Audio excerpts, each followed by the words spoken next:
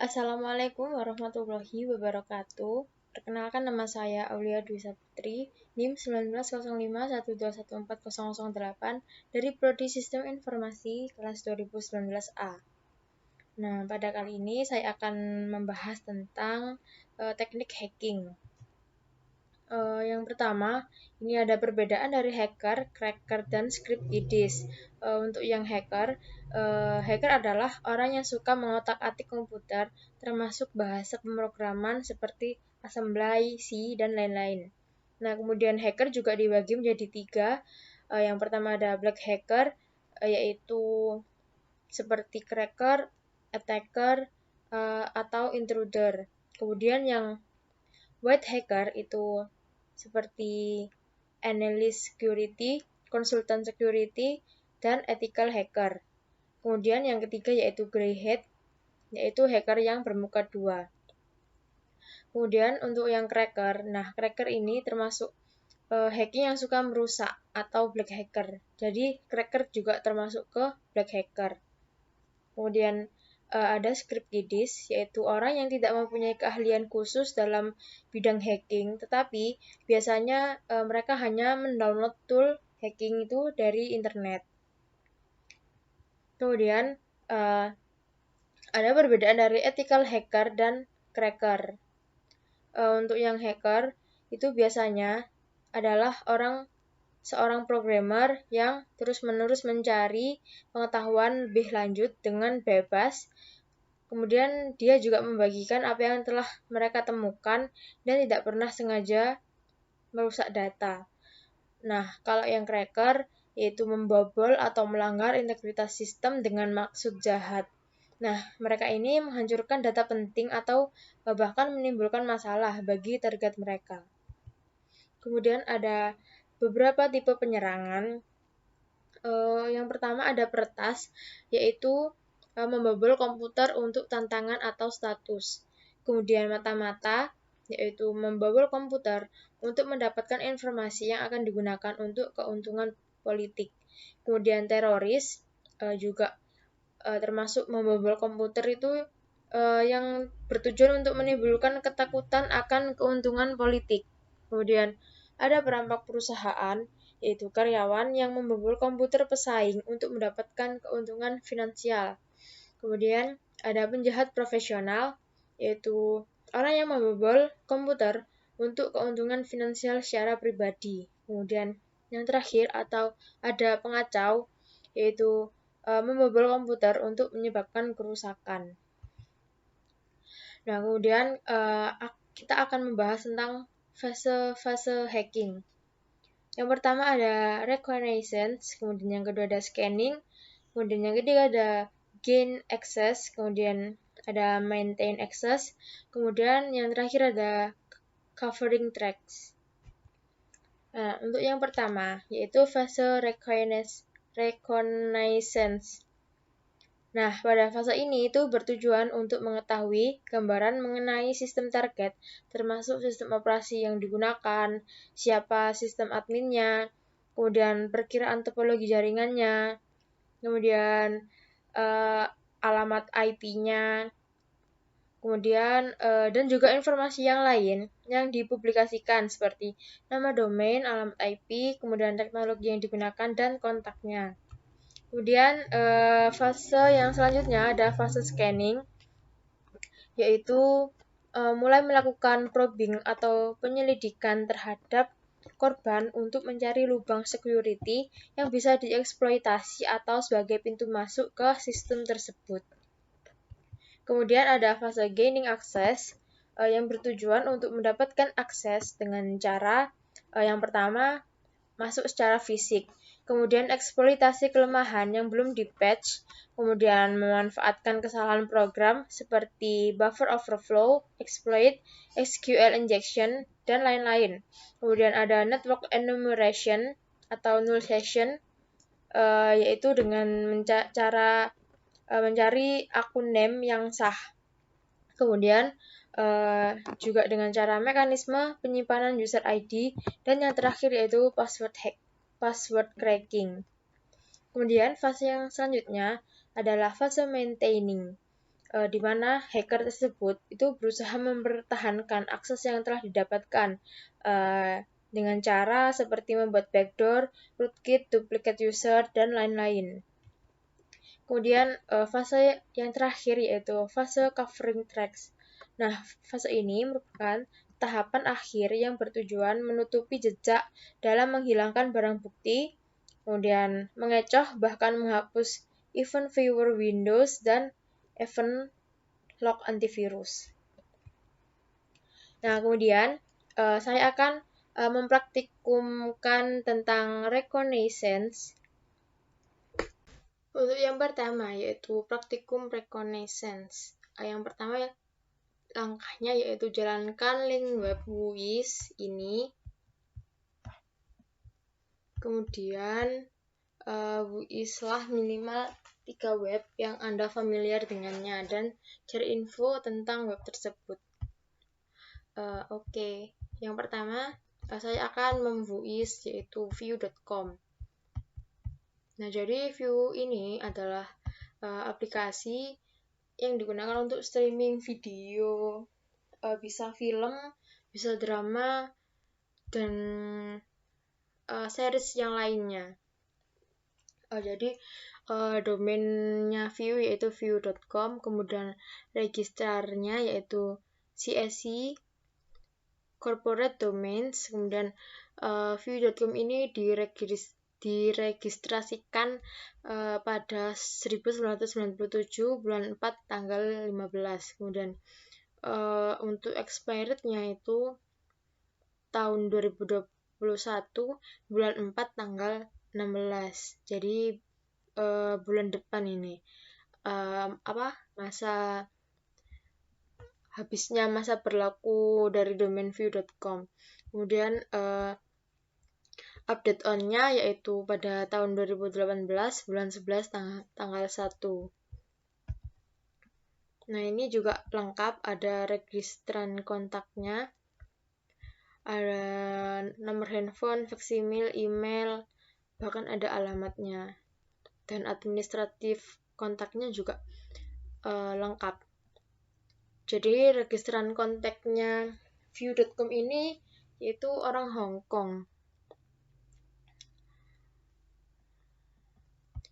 Baiklah, kemudian lanjut ke web yang kedua yaitu nasifikcosmetic.com.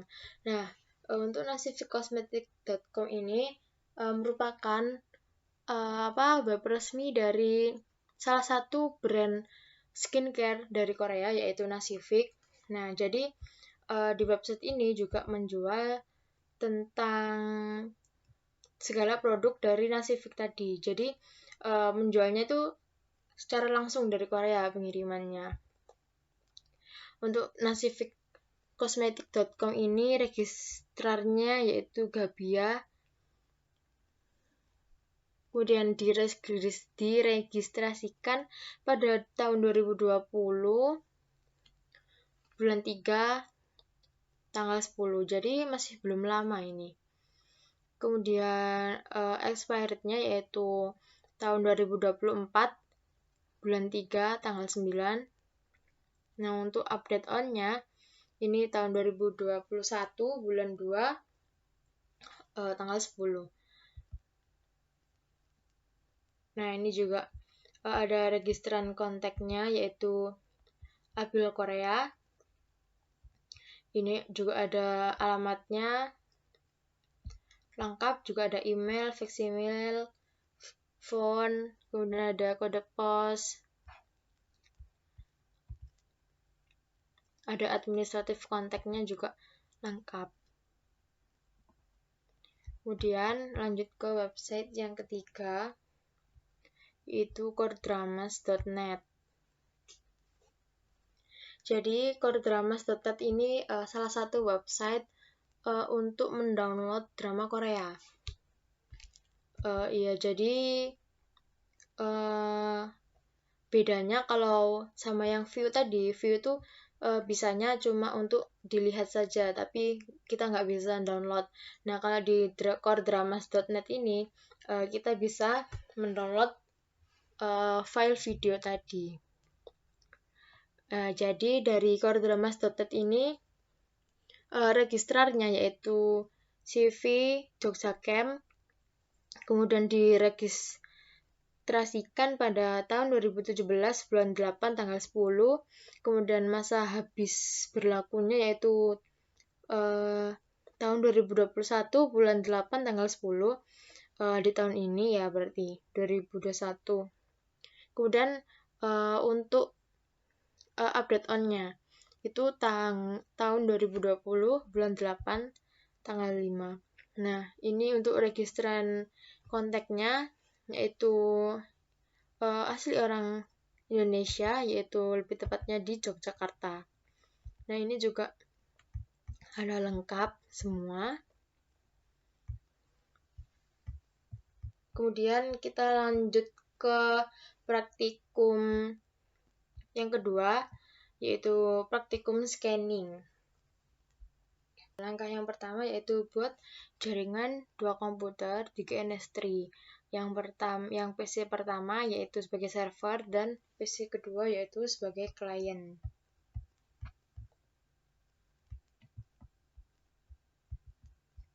Kita buat project baru.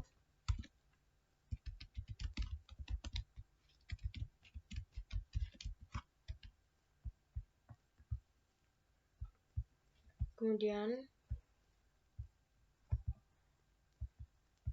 kita butuh 2 PC.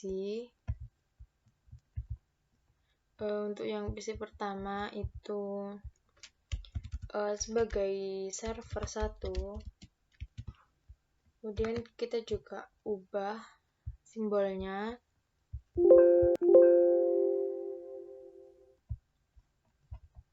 jadi server.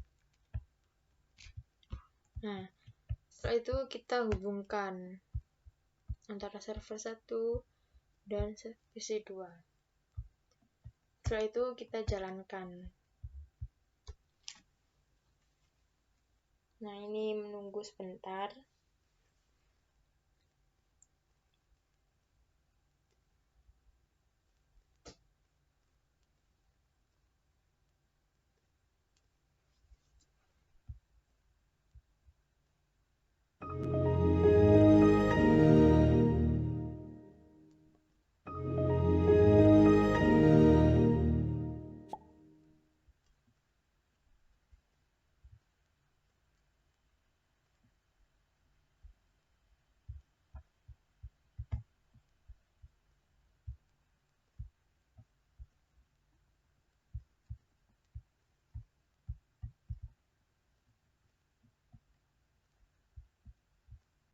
Kemudian install PC 1 dengan exam dan install PC 2 dengan Freeport Scanner. Jadi saya setelah mendownload aplikasi exam dan Freeport Scanner-nya. Untuk yang exam itu kita install pada server 1 atau PC 1.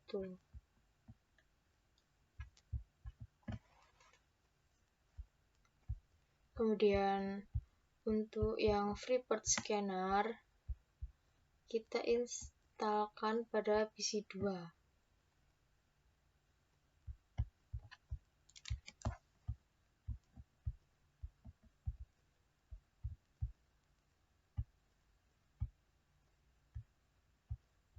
Jangan lupa pilih create a desktop icon, install, finish. Kemudian untuk yang server 1 kita instalkan juga examnya. Jangan lupa ini dicentang semua. Kita tunggu dahulu proses instalasinya.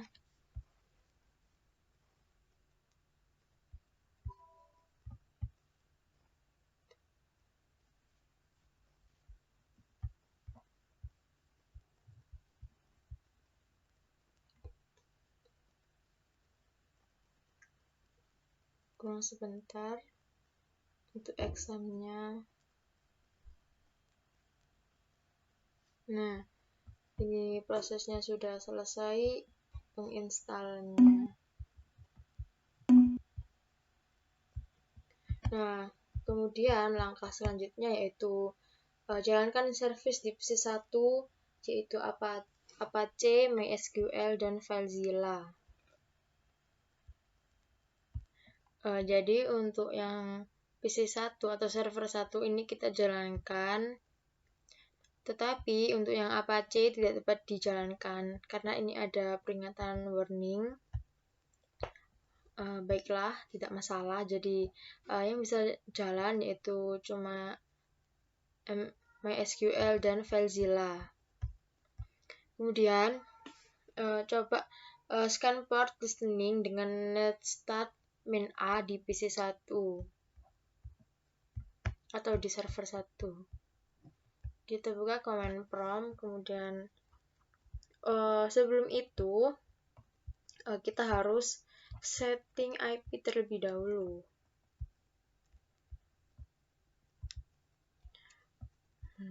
Untuk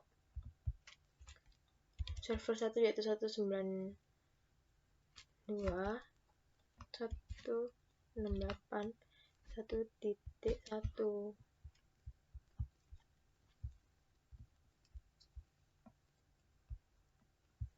Kemudian juga untuk PC 2 juga kita atur terlebih dahulu IP 192.168. Seperti ini. Setelah kita inputkan atau atur IP-nya, kemudian coba kita scan port netstat min A di PC 1 atau di server 1. Jadi netstat min A. Nah, ini tuh ada beberapa port yang listening. Kemudian coba kita scan port yang listening dengan free port scanner dari PC 2. Jadi dari PC 2 ini kita akan menyekan port dari PC 1 atau dari server 1 dengan cara kita memasukkan 192.168.1.1 karena IP address dari PC 1 adalah 192.168.1.1. Kemudian kita lakukan penyekanan.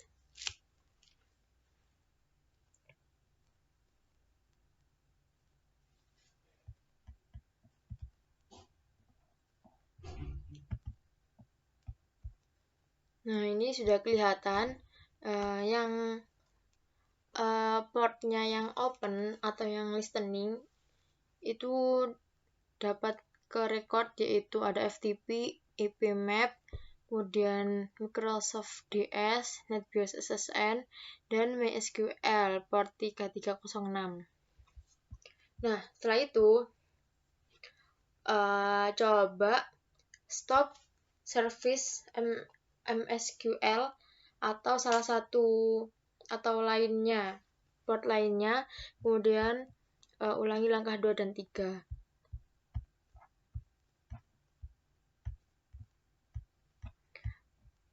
Jadi kita matikan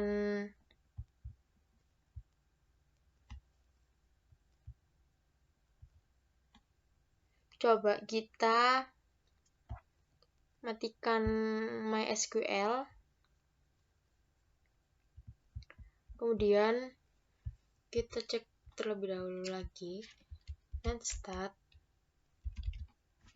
min A.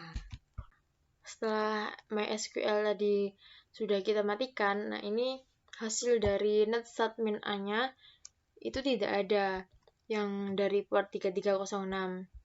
Kemudian coba kita lakukan scan lagi dari PC 2. Nah, kita lihat apakah MySQL tadi tetap atau tidak, atau sudah tidak terdaftar dari port open.